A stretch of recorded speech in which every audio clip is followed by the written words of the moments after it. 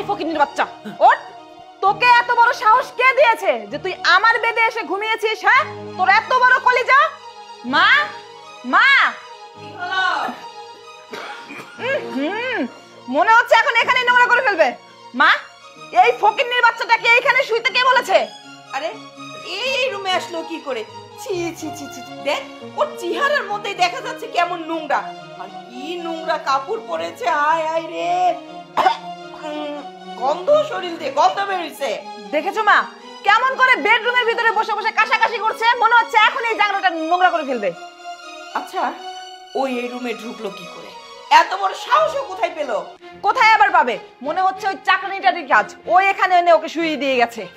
একদম ঠিক কথা বলেছিস, কারণ এই চাকরানির বাচ্চাটাও তো ঠিক ওরই মতন। এই চাকরানির বাচ্চা, চাকরানি কোথায় গেলে? এদিকে আয়। আপামনি ডাকছেন আমারে? ওরে বাপ রে বাপ, কি সুন্দর করে বলতেছে আমারে ডাকতেছেন। এই তোরে ডাকবো না, ডাকবো কারে? কি হয়েছে আপামনি? কি হয়েছে কিছুই বুঝতে পারছিস না? এই বুড়োটাকে এখানে কে নিয়ে এসেছে? আমার বেডরুমে ওকে কে শুইয়ে দিয়ে গেছে বল? আপামনি, উনি তো হচ্ছে স্যারের আব্বা, মানে ম্যাডামের শ্বশুর। আর নিচের সব রুমগুলো তো গেস্টদের জন্য, বাইরে থেকে কোনো গেস্ট আসলে তাদের শুইতে দেই, এর জন্য ওনারা এইখানে শুতে দিছি। এই ছোট লোকের বাচ্চা, ও কোথায় শুবে না শুবে সেটা দেখার দায়িত্ব আমাদের। তুই কেন আমার মেয়ের বেডরুমে নিয়ে এসে ঢুকালি? হ্যাঁ, দেখেছিস ওর পোশাক আশাকের অবস্থা? ওর শরীর দিয়ে দুর্গন্ধ বেরোচ্ছে। আমার মেয়েটা তো রুমেই ঢুকতে পারছে না। এই ফকিন্নির বাচ্চা, ওঠ ওঠ বলছি। বাইরে এখান থেকে।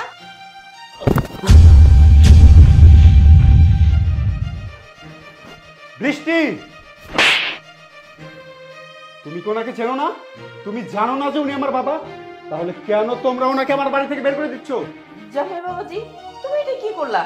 তোমার এই নোংরা পোশাকের বাবার জন্য তুমি আমার মেয়ের গায়ে হাত তুললা? শুনো, তোমার বাবার অবস্থা দেখছো?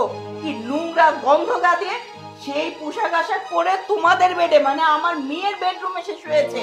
এই কারণে আমার মেয়ে সহ্য না করতে পারে তাকে ধাক্কা মেরেছে। এই জন্য তুমি আমার মেয়ের গায়ে হাত তুলবে আমার সামনে? চুপ, একদম চুপ। আমার বাবাকে নিয়ে একটা আজে বাজে কথা না। আমার বাবা আমাদের বেডরুমে থাকবে না তো কোথায় থাকবে? হ্যাঁ, দেখো, এই বাসায় তো আরো অনেকগুলো রুম আছে, তাই বলে আমার বেডরুমে এসে ঘুমাবে?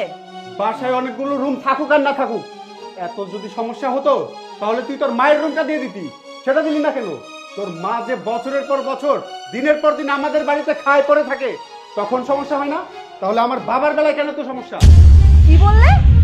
তোমার এই গ্রামের গাইয়া খ্যাত বাবা কিনা আমার মায়ের বেডরুমে গিয়ে ঘুমাবে? আচ্ছা জামাই বাবাজি, তুমি এমন একটা কথা বলতে পারলে? তোমার বাবা যদি আমার রুমে গিয়ে ঘুমায় তাহলে আমি কোথায় ঘুমাবো? সাহেব, অনেক আগে আপনার করা কথা কইতে চেয়েছিলাম, কিন্তু কইতে পারিনি। আজকে কইতেছি, আপামনি আর আপামনির মায় আপনার আব্বার সাথে অনেক খারাপ ব্যবহার করছে, অনেক অত্যাচার করছে। আর আজকে তো আপনি যা দেখার চোখেই দেখলেন। তুই চুপ কর, আমি দেখতেছি। আচ্ছা, আমার বাবা কি আমার বাড়িতে এমনিতেই বেড়াতে আসছে, আরামায়েশ করার জন্য আসছে? কখনোই না। আমার বাবা অসুস্থ, সেজন্য গ্রাম থেকে আমি আমার বাবাকে শহরে আসতে বলছি তাকে চিকিৎসা করানোর জন্য। আর তোমরা তোমরা কিনা আমার বাবার সাথে এরকম ব্যবহার করো? হ্যাঁ, এত সাহস কোথা থেকে হয় তোমাদের? এই, তোদের মুখ থেকে আমি আর কোনো কথা শুনতে চাইতেছি না। তোরা আমার জন্মদাতা পিতাকে অপমান করতিস, তার সাথে খারাপ ব্যবহার করতিস। তাই বলতেছি, এখন এই মুহূর্তে আমার চোখের সামনে থেকে তোরা বের হয়ে যাবি। জান বলছি।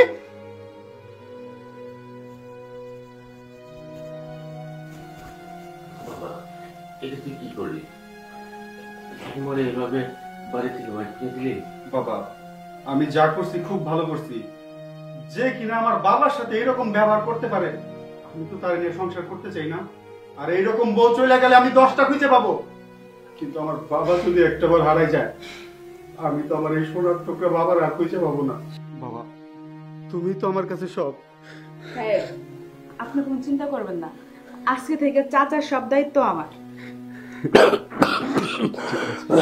চাচা, আপনি এখানে শুয়ে পড়েন, আমি আপনার জন্য ওষুধ নিয়ে যেতেছি।